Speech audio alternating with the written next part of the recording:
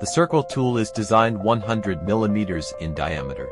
There are a total of 17 small circles with diameters ranging from smallest 1 millimeter to largest 10 millimeters. Circle tool has 3 groups of golden ratio circles in various radii.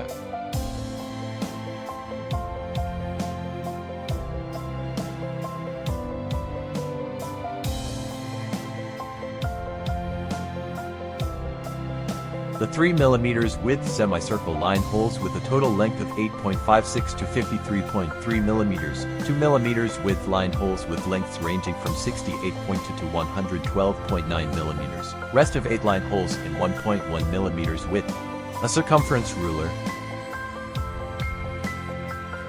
a millimeter ruler, an inch ruler. Here you can easily draw radiation lines. Additionally, there is a 10-degree compartment between holes, especially for beginners to draw grids or mandalas.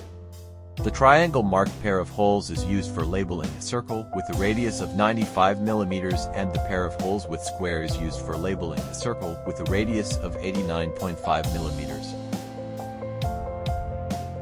2 pairs of holes with circle markings are used for labeling circles with radii of 45.5 and 47.5 mm.